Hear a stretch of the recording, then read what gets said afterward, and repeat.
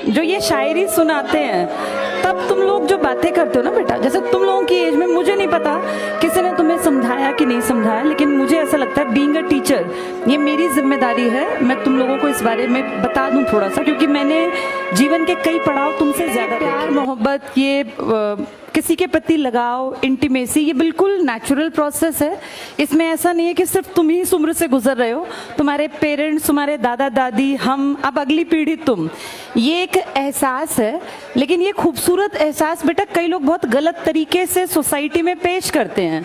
जैसे इंटीमेसी होना, किसी के प्रति लगाव होना, किसी को हम बहुत ज़्यादा पसंद करते हैं, ये खूबसूरती भरे एहसास हैं। और जिसके अंदर प्यार है ना, वो कभी गलत नहीं चल सकता बेटा, जिसको हम रियल में प्यार कहते हैं। प्यार का मतलब ये नहीं कि आप किसी के प्रति फिजिकली एक अट्रैक्शन फील कर रहे हैं।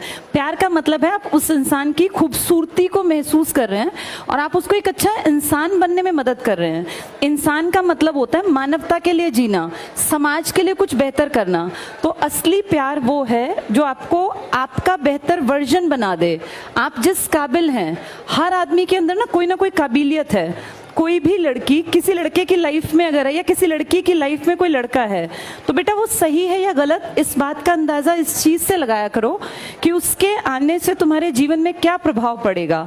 वो अगर तुम्हें गलत रास्ता दिखा रहा है या दिखा रही है, क्योंकि आजकल ये प्रॉब्लम सिर्फ लड़कों की नहीं है बेटा, कितने ही लड़के भी बेचारे इस तरह के गलत रिलेशंस का प्रभाव ये पड़ता है कि उन बेचारों की लाइफ स्पॉइल हो जाती है। मैं तो तुम दोनों के कैरेक्टर में दोनों को जज कर सकती हूँ।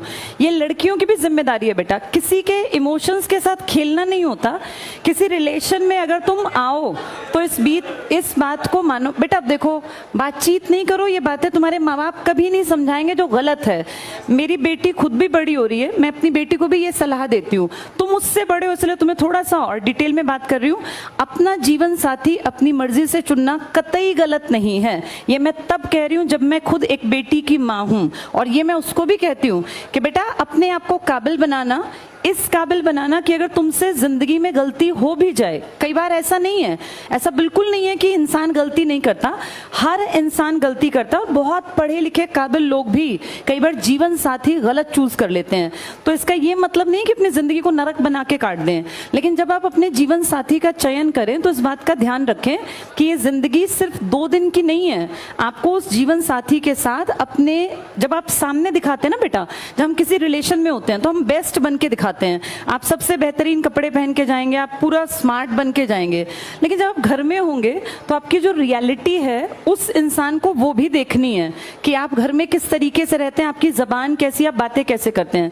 तो इसलिए किसी रिलेशनशिप में जब आओ तो इस बात को समझ के आना कि ये 4 दिन निभाने का रिश्ता नहीं है, ये जिंदगी भर निभाना है। और इसके बाद आपकी जो अगली पीढ़ी तैयार होगी, आप दोनों के अंदर वो गुण होने चाहिए जो अच्छे इंसान हम समाज को देके जाएं। ये 4 दिन में किसी की शक्ल देख के कोई अच्छा लगना, या महज किसी के पास बाइक है या गाड़ी है इसलिए कोई अच्छा लगना, ये लड़के लड़की दोनों के लिए कह रही हूँ, ये ठीक नहीं है बेटा। ठीक ये है कि मैं खुद काबिल बनूं, ये सब लड़कियों के लिए लड़कों के लिए भी है। अपने आप को काबिल बनाओ। एक काबिल जीवन साथी अगर नहीं है, कोई काबिल कोई पैदा तो नहीं होता, सब बनते हैं।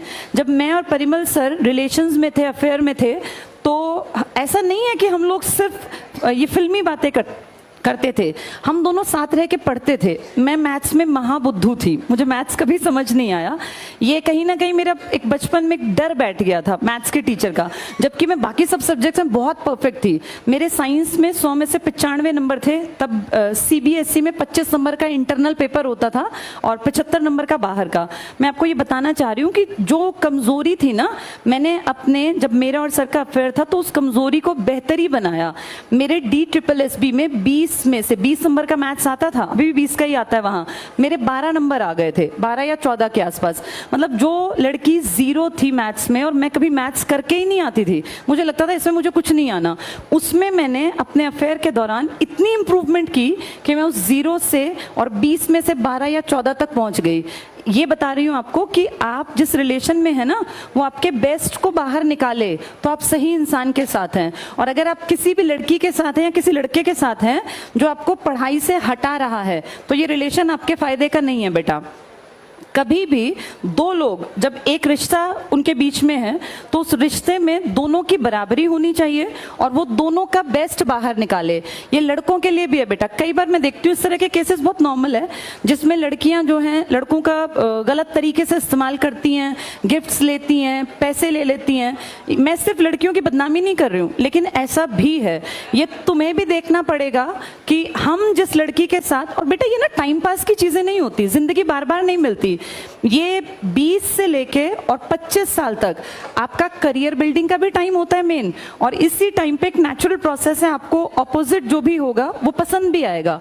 तो इस चीज में एक बैलेंस बना के चलना आपकी जिम्मेदारी है। लड़कियां किसी भी रिश्ते में तब बंधें जब वो उसको निभा सकें। ऐसा ना हो आप किसी के साथ बहुत ज्यादा इंटीमेसी में है, रिलेशन में है, फिर जब आपको एक स्टेज पे आके आप कहें कि नहीं मुझे अपने पेरेंट्स के अकॉर्डिंग चलना पड़ेगा। पेरेंट्स के अकॉर्डिंग चलने में बुराई नहीं है, पर बेटा किसी भी रिश्ते में किसी को इतना हद तक इन्वॉल्व ना करना जिससे उसके परिवार का जीवन तबाह हो। कई बार ऐसा सुनने में आता है किसी लड़के ने सुसाइड कर लिया। किसी लड़की के लिए मरने की किसी को जरूरत नहीं है, ना ही किसी, लड़कियां वैसे मरती भी नहीं है, लड़के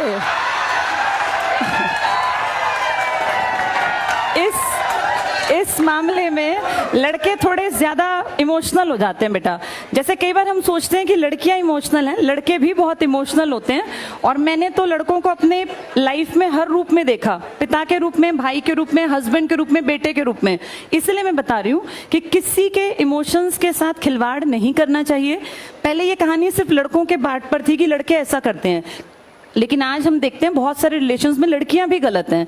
ये सबको मिलके समझना है। एक खूबसूरत रिश्ता वो है जिसमें बराबरी का एहसास हो, कोई किसी को बेवकूफ ना बनाए बेटा। ये विश्वास पे टिकती हैं चीजें, और ट्रस्ट दोबारा नहीं पैदा होता। किसी भी इंसान पे दोबारा ट्रस्ट नहीं होगा। जहां फेथ नहीं है वहां रिलेशंस नहीं बनाने चाहिए, वहां रिश्ते आगे नहीं बढ़ाने चाहिए। रिश्ता सबसे खूबसूरत वो है जो आपके बेस्ट को बाहर निकाले। अगर आपको कोई पढ़ाई से रोकता है, कोई आपको ये कहे कि चलो चैटिंग कर लेते हैं, पढ़ाई बाद में हो जाएगी, तो वो तो ये सोचो तुम्हें पीछे ले गया वो, चाहे वो लड़का है चाहे लड़की है। होना ये चाहिए कि तू अपने इतने चैप्टर तैयार कर, मैं अपने इतने चैप्टर तैयार करूं, इसके बाद टाइम मिला तो हम बात करेंगे, नहीं तो फिर हम कल और स्पीड बढ़ा के अपनी चैप्टर्स को पूरा करके फिर बातचीत कर लेंगे। तो इस चीज को समझना, ये तुम्हारी उम्र में ना ये सब चीजें फैसिनेटिंग लगती हैं कि पता नहीं ये क्या चीज है। और बेटा जिनके गर्लफ्रेंड बॉयफ्रेंड नहीं है वो महा खुश हैं, उनको चाहिए पढ़े लिखे और आगे बढ़ें। ये कोई ऐसी चीज नहीं है कि जिसको हवा बना दिया जाए कि अगर हमारे पास कोई रिलेशन नहीं है तो हम पिछड़े हुए हैं, ऐसा बिल्कुल नहीं है।